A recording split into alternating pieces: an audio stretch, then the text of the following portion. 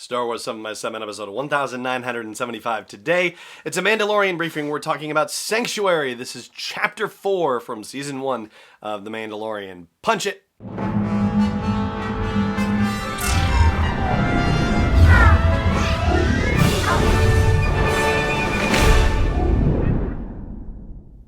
Hey Rebel Razzer, I'm Alan Voivod and this is Star Wars 7x7.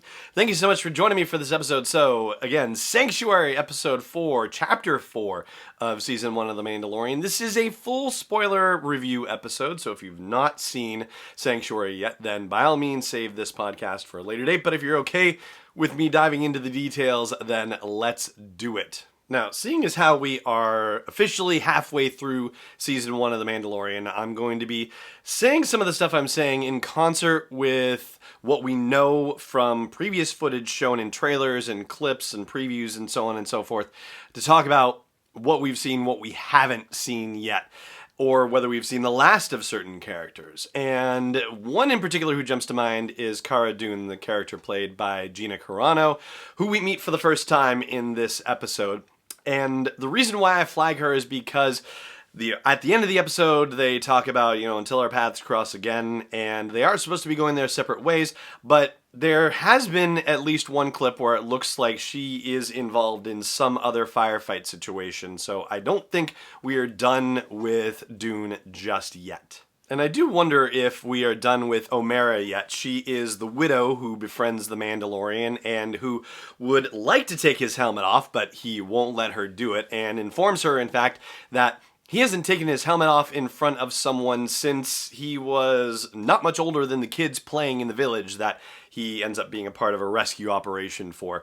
So there's a couple of things about that. First of all, the fact that Omera is really the only practiced shot in the village, and it's not addressed. In other words, nobody says, wow, where'd you pick that up? I mean, when everybody is shooting like as bad, if not worse, than your garden variety stormtrooper, and she takes one of the guns that's actually a lot like the gun that Bosk carries around in The Empire Strikes Back, and she starts going blang, blang, blang, blang, and like nails the pot that's hanging off a stick for target practice just over and over again. Nobody's saying, how are you so good with a gun?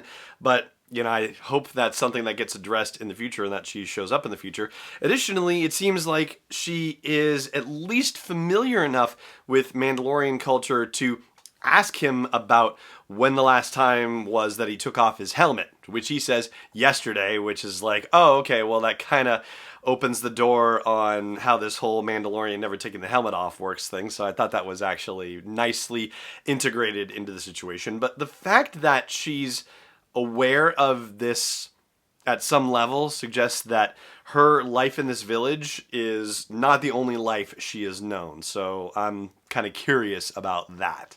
Now, I guess in a way you could say that this episode is sort of an in-between episode in that it takes us away from the main thread of the action, but it's not as, and I don't mean this in a bad way, disposable, if you will, as the second episode with him and the Jawas and all that. I mean, that was good fun and entertaining to be sure, but didn't necessarily advance things, or at least, what was advanced could have been done like very quickly at the beginning of a different episode. But, this one had a little bit more meat to it, and I think, the introduction of Cara Dune as a character here is significant. Hopefully the introduction of Omera is going to be significant, but it's also significant for the fact that unfortunately, the Mandalorian is not going to be able to settle down in any way, even though he does stay for a few weeks, like after the big foofara happens with the Klatooinian Raiders, and there's that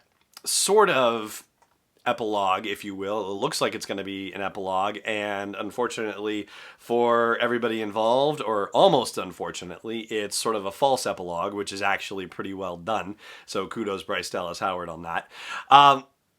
It's not going to be a situation where the Mandalorian can rest or can let Baby Yoda rest either. In fact, that bounty hunter who shows up at the end is carrying a fob that is tagged to Baby Yoda. So somehow they figured out that that's where the Mandalorian went. And interestingly, the fob was not for the Mandalorian, despite all of the chaos that happened when he left, it's actually for the baby. So it seems like there's only going to be one way that this situation gets resolved, and that has to do with some things that have been shown in clips and previews and whatnot, but haven't appeared yet in any of the 4 episodes we've seen so far. So I will address that situation right after the break. Stay tuned. Hey Rebel Rouser, I've made some changes to the asteroid belt level at patreon.com/SW7X7, and they are all with sponsors in mind. So if you want to get the word out about your business, your product, your service to a dedicated Star Wars audience, then please check out patreon.com/SW7X7 and look for the asteroid belt level for details. Again, that's patreon.com/SW7X7. Welcome back. So we have not heard all of the lines from Werner Herzog that have been delivered in previews and clips and whatnot. That doesn't necessarily mean that we aren't done with Herzog. In fact, it could mean that things were left on the cutting room floor potentially as well.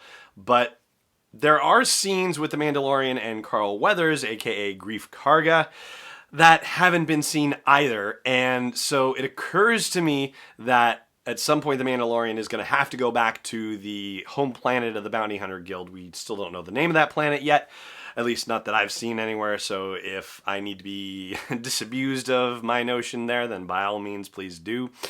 But he's going to have to, I think, check in somehow and deal with Werner Herzog's vendetta / bounty on the baby. And, it's not going to go well because we also haven't seen the images of the Imperial stormtroopers buckets on pikes, like that hasn't shown up anywhere in the episodes yet.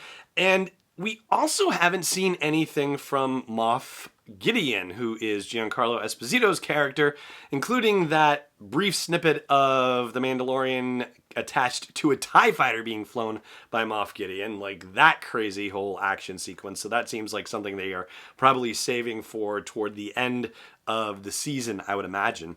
But as far as the way things are structured, you get the idea that Gideon is one of these Imperial warlords that has taken up control of this particular area of the Outer Rim. Maybe it's just on this one planet, and Werner Herzog is just, running his own little domain inside there. But there was a reference to somebody else that they were reporting to. This was in the 3rd episode, and it wasn't clear who that person was, but it seems like Moff Gideon would be the answer to it. So bringing Gideon into this whole situation, and the Mandalorian having to deal not just with Werner Herzog and his band of Imperials, but also Moff Gideon and all of the other troopers he has with him, including Death Troopers, well, yeah, that seems like it's going to become an issue.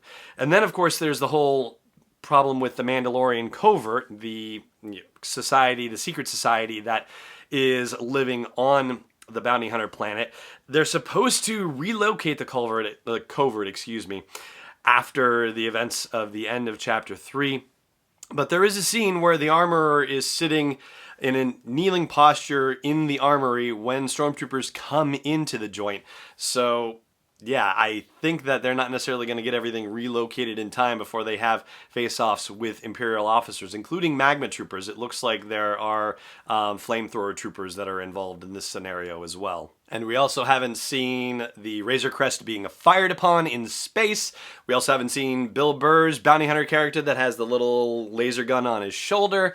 And I don't think we've seen the entirety of the Mandalorian's origin story about him, getting dumped into that container and then being found by a B-2 battle droid and being left at that. No, I think there's still more to that story that they're going to tell us. Obviously, there's more to the story in general, but I have a very strong feeling that that thread is going to be completed as well. Mandalorian did tell O'Mara in this episode that the Mandalorians found him and raised him after his parents were killed, but it seems like something that would be good for him to share with her, but not necessarily something for us as an audience from a storytelling perspective to have that be the way that all of those little flashbacks are resolved. I think they've got to do a little bit more with that. So there you go. that is going to do it for my Mandalorian briefing on Sanctuary. This is Chapter 4 of Season 1 of The Mandalorian, and that is going to do it for this episode of the show as well. Thank you so much for joining me for it, as always. And may the Force be with you, wherever in the world you may be. This podcast is not endorsed or sponsored yet by Lucasfilm Limited, Disney, or 20th Century Fox. It is intended for entertainment and information purposes only. Star Wars, the Star Wars logo, all names and pictures of Star Wars characters, vehicles, and any other related Star Wars items are registered trademarks and/or copyrights of Lucasfilm Limited or their respective trademark and copyright holders. May the Force be with them. All original content is copyright 2019 by Star Wars 7x7. We hope you love it.